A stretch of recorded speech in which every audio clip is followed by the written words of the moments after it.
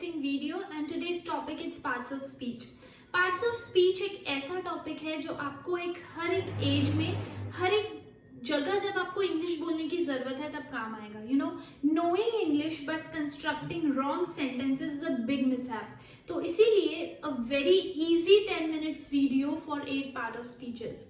But you know what, बहुत सारे लोगों का प्रॉब्लम है कि वो इंग्लिश या इंग्लिश ग्रामर स्पेसिफिकली सुनते हैं तो उनको इट साउंड्स लाइक मैथमेटिक्स और something which they fear of. But ऐसा बिल्कुल नहीं है. This is the most easiest way that I have brought upon, जिसकी वजह से आप एक सिंपल चीज को अच्छी तरीके से समझ पाओगे और आइडेंटिफाई कर पाओगे. But before starting with the part of speech, let me tell you what is part of speech. Part of speech होता क्या है? Part of speech basically, speech मतलब होता है चाहे बोलना, चाहे सुनना, चाहे लिखना, चाहे पढ़ना. हर एक ये 4 मोड है लाइफ में जो हम रेगुलर बेसिस पे करते हैं. इसके बिना ह्यूमन लाइफ इज इम्पॉसिबल. बात करना बहुत इंपॉर्टेंट है, पर वो बात करने के इम्पोर्टेंस को समझना और आप किस तरीके से बात कर रहे हो उसको समझना, that is the whole art. So basically part of speech मतलब होता है सेंटेंसेस में जो वर्ड्स होते हैं, हर एक वर्ड का एक डिनोशन होता है, हर एक वर्ड कुछ ना कुछ डिनोट करता है, उसको हम बोलते हैं पार्ट ऑफ स्पीच. और ये 8 तरीके से डिनोशन होते हैं and that is why there are 8 parts of speeches. So basically part of speech कुछ नहीं होता. Part of speech are the words in the sentences. जो सेंटेंसेस में वर्ड्स होते हैं, for example if I say the ball is on the table, ये पूरा का पूरा एक सेंटेंस है. लेकिन अगर मैं बोलूं द अलग, बॉल अलग, इज अलग, ऑन अलग, द अलग, टेबल अलग, so basically the ball is on the table, तो ये अलग अलग एक वर्ड्स हो गए. और हर एक word from the to ball to is to on, हर एक वर्ड कुछ ना कुछ डिनोट करता है, उसका कुछ ना कुछ इंपॉर्टेंस है, उसका कुछ ना कुछ अस्तित्व है और उसको बोला जाता है पार्ट्स ऑफ स्पीच. तो उसको कैसे आइडेंटिफाई करना है और आइडेंटिफाई करके उसको क्या नाम देना है इन 8 नामों में से, that is part of speech.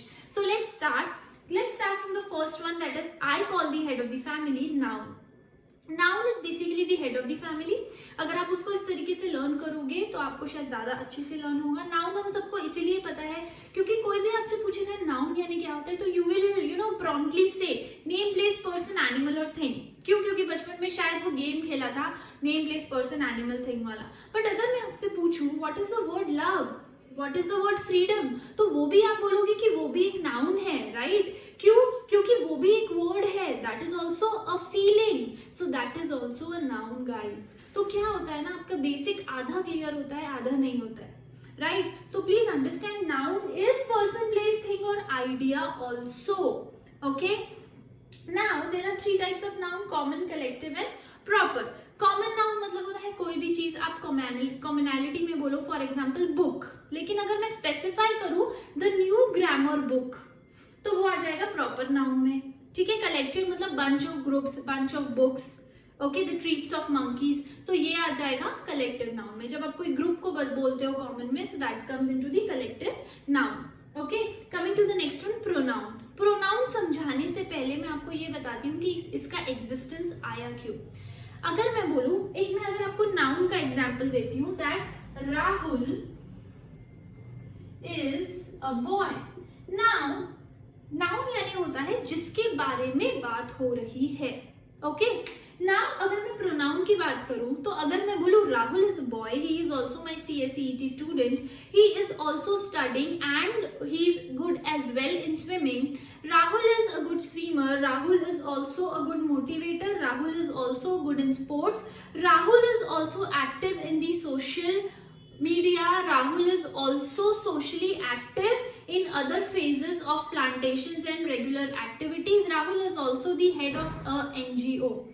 तो यहाँ पे आपको राहुल राहुल सुन के वैसे hold on, why so much of Rahul, right? So basically repetition of noun को avoid करने के लिए बना है pronoun. तो यहाँ आता है pronoun का existence.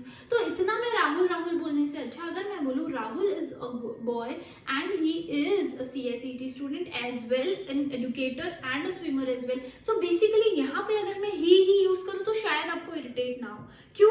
क्योंकि ये बात करने का तरीका है. तो इससे आता है pronoun. So pronoun, if I say Rahul is a boy और मैं राहुल की जगह ही यूज करूं, so basically that is a pronoun. यहाँ पे देखो मैंने लिखा है he, she, I, you, these are pronouns. Possessive pronoun मतलब होता है मेरा, तेरा, उसका, बेसिकली पोजेशन बताना।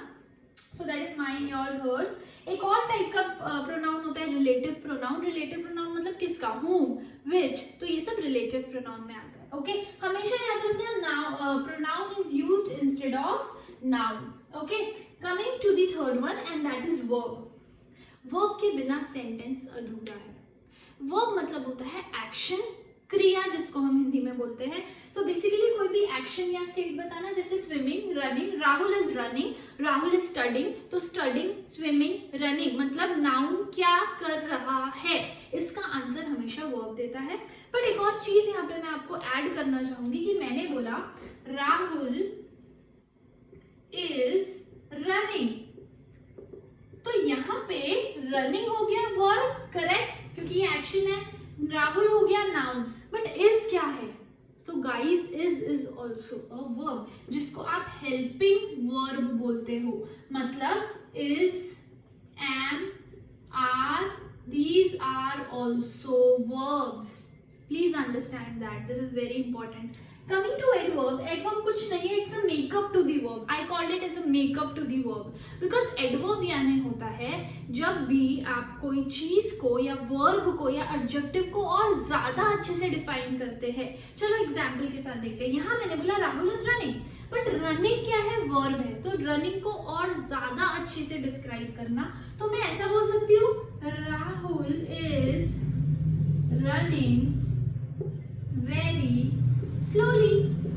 तो यहाँ पे वेरी स्लोली क्या हो जाएगा, वेरी स्लोली हो जाएगा एडवर्ब। वर्ब में और ज्यादा क्वालिटी ऐड करना, तो यहाँ पे usually very, ly words, so this comes into adverb. Okay, coming to the next one, adjective. Very very very interesting.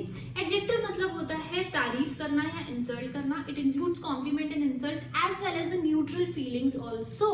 पर यहाँ पे क्वालिटी बताते हैं बहुत सारी जगह, जैसे Rahul is good, Rahul is handsome, Riya is beautiful, right. So basically ये क्या बता रहे हैं, ये क्वालिटीज बता रहे हैं, ठीक है। तो that is known as adjective. अगर मैं हिंदी में बोलूँ तो एडजेक्टिव मतलब नाउन के बारे में बताना।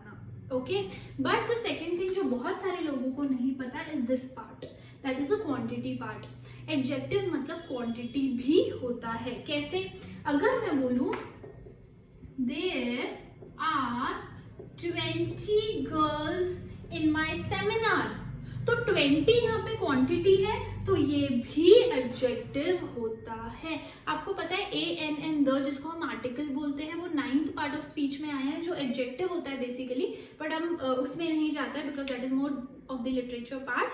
बट बेसिकली क्वांटिटी यानी कोई भी नंबर में चीजें होती है तो वो भी एडजेक्टिव होता है, क्योंकि ऑल इन ऑल वो भी हमको नाउन के बारे में कुछ ना कुछ बता रहा है। सो बेसिकली क्वालिटी तो एडजेक्टिव होती ही है, पर साथ में क्वांटिटी भी होती है। Okay, coming to the next one, that is conjunction. Okay, now what is conjunction? Conjunction is basically joining of words. Okay, I have left preposition, उसमें हम बाद में आते हैं, अभी conjunction शुरू किया तो वो पढ़ लेते हैं। Conjunction मतलब होता है जब हम दो sentences को join करते हैं। अगर मैंने बोला हरी is a good boy, Rahul is a good boy, Sham is a good boy. So basically I can say Hari, Rahul and Sham are good boys. Yes, मैं बार बार रिपीट क्यों करूं? तो सेंटेंस को शॉर्ट करने के लिए, लैंग्वेज को सही करने के लिए, प्रेजेंटेबल करने के लिए हम कंजंक्शन यूज करते हैं। मोस्टली कंजंक्शन का example is but, and. Okay, अब एक और टाइप के कंजंक्शन होते हैं, that is known as correlative conjunction. Correlative conjunction paired conjunction होते हैं, मतलब अगर एक यूज हुआ है तो दूसरा यूज होगा ही। अगर मैं बोलूं I am not only a tutor but also a writer, तो यहाँ पे अगर मैंने बोला नॉट ओनली, तो जाहिर सी बात है बट ऑल्सो आने ही वाला है। बट ऑल्सो के बिना सेंटेंस अधूरा है। So these are known as paired conjunction. चलो यहाँ पे आ जाता है प्रीपोजिशन। प्रीपोजिशन में मैंने दो पार्ट में लिखा है, दैट इज प्रीपोजिशन यानी डायरेक्शन, टाइम या प्लेस बताना सेंटेंसेस में, ठीक है। For example, where is your house, my house is beside HDFC bank. So beside यहाँ पे क्या हो गया, डायरेक्शन हो गया। Time, when do you attend your classes? I attend my classes from 1 PM onwards. So basically one from क्या हो गया, place हो गई, so that is a preposition. Sorry time हो गया, that is a preposition. Place यानी where is your house, my house is under the banyan tree. So basically under, ये क्या हो गया, ये भी प्रीपोजिशन हो गया. Okay, coming to the last one and that is interjection. Interjection यानी क्या होता है, जब लॉकडाउन हुआ तो सबसे पहले हमारा रिएक्शन क्या था, sudden feeling, oh shit we have to live in our homes for such a long time, wow we are not going to go office for a long time, wow we are enjoying work from home. So basically sudden feeling होती है. Okay, oh wow, hurray. So this comes into interjection and it is followed by the exclamatory marks. Okay, so I hope guys you have got the short revision of part of speech nicely. I hope you revise and use in your sentences wisely. Thank you so much guys, we'll be coming with the next video soon.